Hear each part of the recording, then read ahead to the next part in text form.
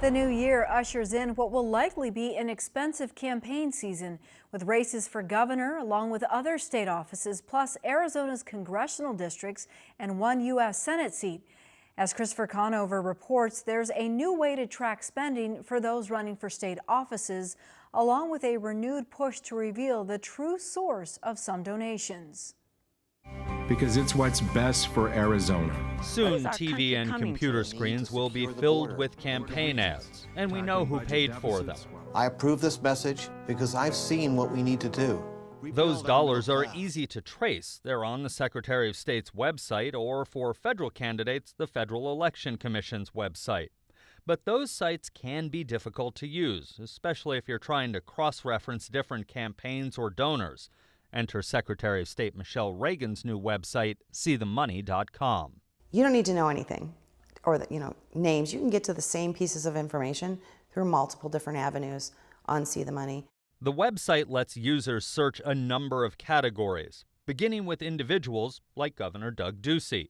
When you click on his name, you can see his donors. You can click on the donors and also see who they gave to. But not all campaign spending is reported. So-called dark money comes from nonprofit groups who are not required to report their donors. The See the Money website tries to shed a little light on those dark groups. We pull in for the user the IRS 990s of that group. Because remember, these groups have to file somewhere. So where do they file? They file with the IRS. Now, this isn't as detailed of information as some people would like, but it still starts to give you some names and addresses. Dark money groups should not be confused with political action committees. They do have to report their contributors. The battle against dark money is not easy. You know, I'm a prosecutor. I used to go after people for money laundering. And this is money laundering. It's legal money laundering, but it's still money laundering. They're trying to keep voters from knowing where the money comes from. Goddard is backing a constitutional amendment that would outlaw hiding contributors. And I think we're entitled, I think we have a right as citizens to know who's behind a campaign. And that tells you a lot about why that campaign's being run. Maybe it's a corporate interest that wants to promote a particular policy, and that's why they support this particular person. We need to know that. And maybe we'll be favorable and maybe we won't, but we need to know the facts. 4 years ago, Goddard ran for Secretary of State and was the target of dark money ads. We don't need Obama's policies. We don't need Terry Goddard. Most disclosure requires you to say who wrote the last check.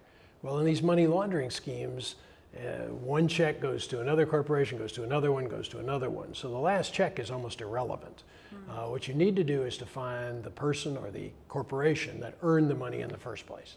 And that's what this initiative proposition would do. That same year, Michelle Reagan was a state senator campaigning for Secretary of State. She sponsored a bill in the legislature to ban dark money. It was a bipartisan effort. It failed. Since then, as Secretary of State, she has not taken that battle up again. First of all, the ability to get something like that through the legislature, quite frankly, it's not going to happen.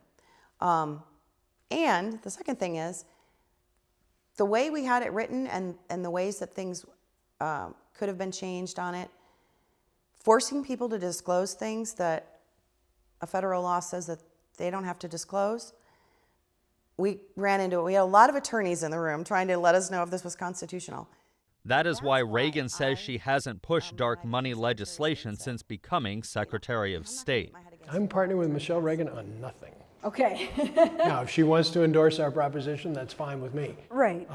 But frankly, I don't think she will. She received dark money in her campaign, and she was the architect of the laws that basically loosened up the provisions that allow these people to do even more. But the former Attorney General might be surprised to learn Reagan may not be the enemy in the campaign. So, you know, my philosophy is this.